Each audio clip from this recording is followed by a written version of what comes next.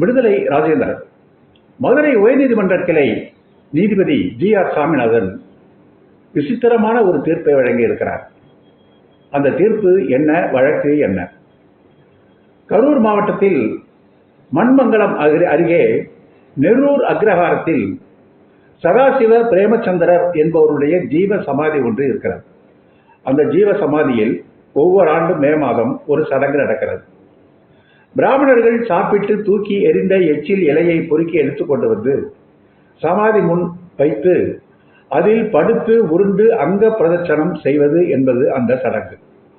இப்படி பிராமணர்கள் சாப்பிட்ட எச்சில் இலையில் படுத்து உருண்டால் வியாதிகள் நீங்கி உடல் ஆரோக்கியம் அதிகரிக்கும் என்பதற்காக இந்த சடங்கு நடக்கிறதாம். இப்படிப்பட்ட ஒரு சடங்கு அறிவியலுக்கு உடன்பட்டதுதானா? இதற்கு கடுமையான எதிர்ப்புகள் வந்தன. 2015ஆம் ஆண்டு தலித் பாண்டியன் என்பவர் இதை எதிர்த்து மதுரை உயர்நீதிமன்ற கிளையில் ஒரு வழக்கு போட்டார். மதுரை உயர்நீதிமன்ற கிளை 2015ஆம் ஆண்டு இது அறிவியலுக்கு எதிரானது, உடல் ஆரோக்கியத்திற்கு கேடு என்று கூறி இந்த எச்சில் இலையில் உருளும் சடங்கிற்கு தடை போட்டது. பிறகு இப்போது அதே பகுதியைச் சேர்ந்த ஒரு பக்தர் அவர் இந்த எச்சில் இலை உருளுவது என்பது என்னுடைய நம்பிக்கை, இதற்கு தடை போடக்கூடாது என்று சொல்லி நீதிமன்றத்திலே வழக்கு போடுகிறார். வழக்கு ஜி.ஆர். சாமிநாதன் முன் விசாரணைக்கு வருகிறார். ஜி.ஆர். சாமிநாதன் வழக்கை விசாரித்து இது மத சுதந்திர உரிமையின் கீழ் வருகிறது, இது அவருக்கான அடிப்படை மத சுதந்திர உரிமை, இது 150 ஆண்டு கால பழக்கம், மகாபாரதத்திலேயே இப்படிப்பட்ட வாழை இலைகளில் உள்ளுகிற பழக்கம் இருந்திருக்கிறது, எனவே இதற்கு தடை போட வேண்டிய அவசியம் இல்லை, இந்த சடங்கை நடத்துவதற்கு அரசின் அனுமதியை கேட்க வேண்டிய அவசியம் இல்லை, ஒளிபெருக்கி வைப்பதற்கு தான் அனுமதி கேட்க வேண்டும், சடங்குக்கு அரசு அனுமதியை கேட்க வேண்டியதில்லை என்று தீர்ப்பளித்து ஓகே சொல்லிவிட்டார் ஜி.ஆர். சாமிநாதன். இது பெரிய வேடிக்கை என்னவென்று சொன்னால், ஏற்கனவே மதுரை உயர்நீதிமன்ற கிளை 2015இல் இதை தடை செய்திருக்கிறது.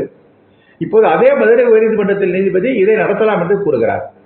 இன்னொரு வேடிக்கை, கர்நாடக மாநிலத்தில் இப்படி ஒரு சடங்கு அங்கே நடந்து கொண்டிருக்கிறது. அது மடைய ஸ்நானம் என்று சொல்லப்படுகிறது. அங்கே இதேபோல் பிராமணர்கள் சாப்பிடுகிற எச்சில் இலையை பொறுக்கிக் கொண்டு வந்து அதில் அங்க பிரதட்சணத்தை பார்ப்பனர் அல்லாத பக்தர்கள் செய்வார்கள். இதுவும் எவ்வளவு உடலுக்கு ஆரோக்கியமானது, அறிவியலுக்கு ஒரு கேடானது, மனிதனை இழிவுபடுத்தக்கூடிய ஒரு சடங்கு எச்சில் இலையை உருள்வது. ஒரு மனிதனை திட்டுவதற்கே எச்சில் இலை என்று சொன்னால் அவனுக்கு கோபம் வந்துவிடும். ஆனால் பிராமணன் சாப்பிட்ட எச்சில் இலை என்று சொன்னால் அது புனிதமாகிவிடும். இதுதான் வேத தர்மம், இந்து தர்மமாக இங்கே இருக்கிறது. சித்தாராமையா கடந்த முறை முதலமைச்சராக இருந்தபோது இதற்கு தடை போட்டார். ஆனால் கர்நாடக உயர்நீதிமன்றத்திற்கு பார்ப்பனர்கள் போனார்கள். உயர்நீதிமன்றம் முதலமைச்சர் போட்ட தடையை நீக்கியது. பிறகு அரசு உச்சநீதிமன்றத்திற்கு போனது.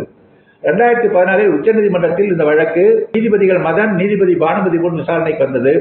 வழக்கை விசாரித்த 2 உச்சநீதிமன்ற நீதிபதிகள் இது நடத்தக்கூடாத ஒரு சடங்கு, இது உடல் ஆரோக்கியத்திற்கு கேடான சடங்கு, 500 ஆண்டுகளாக இது நடக்கிறது என்பதற்காக இதை அனுமதிக்க முடியாது, அப்படி பார்த்தால் தீண்டாமை கூட காலங்காலமாக இருந்து கொண்டிருக்கிறது, அதை ஏற்றுக்கொள்ள முடியுமா என்று கேட்டு இந்த சடங்கிற்கு எச்சில் இலை மீது உருண்டு புரளுகிற சடங்குக்கு அவர்கள் தடை போட்டார்கள்.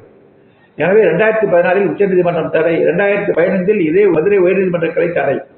ஆனால் இப்போது அதே மதுரை உயர்நீதிமன்றத்தில் ஜி.ஆர். சாமிநாதன் இதை நடத்தலாம் என்று கூறுகிறார். எனவே இந்த தீர்ப்பே ஒரு சட்டவிரோதமான ஒரு தீர்ப்பு. மற்றொரு கருத்தை அவர் சொல்கிறார். மத சுதந்திரம் என்பது அடிப்படை உரிமை, வழக்கு தொடுத்தவர் தனக்கு அடிப்படை உரிமை என்று கூறுகிறார் என்று அவர் நியாயப்படுத்துகிறார். அரசியல் சட்டம் வழங்குகிற மத சுதந்திர உரிமை என்பது கூட நிபந்தனைகளுக்கு உட்பட்டதுதான். மத சுதந்திர உரிமை எப்படி இருக்க வேண்டும் என்று அரசியல் சட்டம் கூறுகிறது என்று சொன்னால், பப்ளிக் ஆர்டர், மொராலிட்டி, ஹெல்த், பொது ஒழுங்கு, ஒழுக்கம், உடல் ஆரோக்கியம், இவற்றை மீறுகிற ஒரு மத சுதந்திர உரிமையை அனுமதிக்க முடியாது. இதற்கு கட்டுப்பட்டுதான் மத சுதந்திரம் இருக்க வேண்டும். உடல் ஆரோக்கியம், அதற்கு கட்டுப்பட்டதுதான் மத சுதந்திரம். எச்சில் இலையிலே உருளுவது உடல் ஆரோக்கியமா, உடல் நலனா? அது உடல் நலன் என்று ஒரு பக்தர் நம்பினால் அதுக்கு நீதிமன்றம் ஒப்புதல் அளிக்க முடியுமா? இதே அரசியல் சட்டத்தில் ஒவ்வொரு குடிமகனுக்கும் 51A(h) என்ற பிரிவு விஞ்ஞான மனப்பான்மையை வளர்க்க வேண்டும் என்றும் கூறுகிறது. அதெல்லாம் இந்த நீதிபதிகளுடைய கண்களுக்கு தெரியாது. ஒரு பக்கம் மோடி நான் கடவுளுடைய அவதாரமாக வந்துவிட்டேன் என்று ஓட்டு கேட்கிறார். இன்னொரு பக்கம் நீதிபதி பிராமணர்கள் சாப்பிட்ட எச்சில் இலை மீது உருளுவது மத சுதந்திரம், பக்தனுடைய அடிப்படை உரிமை என்று தீர்ப்பளிக்கிறார். இந்த நாடு எங்கே போய்கொண்டு இருக்கிறது? அதுவும் ஒரு சட்டவிரோதமான ஒரு தீர்ப்பு. சட்டவிரோதமான தீர்ப்பை இப்படி துணிச்சலாக நீதிபதிகள் வழங்கிக் கொண்டிருக்கிறார்கள். ஏற்கனவே பிரச்சனைக்குரிய பல தீர்ப்புகளை இவர் வழங்கி இருக்கிறார். ஒருமுறை தமிழ்தாய் வாழ்த்துக்கு சங்கராச்சாரி, காஞ்சி இளைய சங்கராச்சாரி எழுந்து நிற்காமல் அவமதித்த நிலையில் அவர் மோட நிலையில் இருக்கிறார் என்று தீர்ப்பு வழங்கியவரும் இதே நீதிபதிகள் தான்.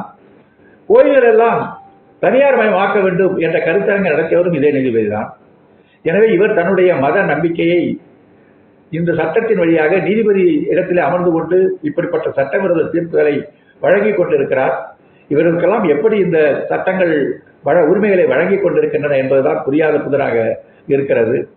எனவே பக்தி நம்பிக்கை என்று இருந்தாலும் கூட அதிலும் கூட அறிவுக்கு ஒவ்வாத எச்சிலையில் புரளுகின்ற சுயமரியாதைக்கு ஈடான, உடல்நலத்துக்கு கேடான, அது பிராமண நிச்சயிலையில் மற்றவர்கள் உழுந்து பெறல வேண்டும் என்பது புனிதம் என்று சொல்லக்கூடிய ஒரு தீர்ப்புகள் இந்த காலத்திலும் வருகிறது என்று சொன்னால் இதைவிட வெட்கக்கேடு வேறு என்ன இருக்க முடியும்? சிந்திப்போம். நன்றி, வணக்கம்.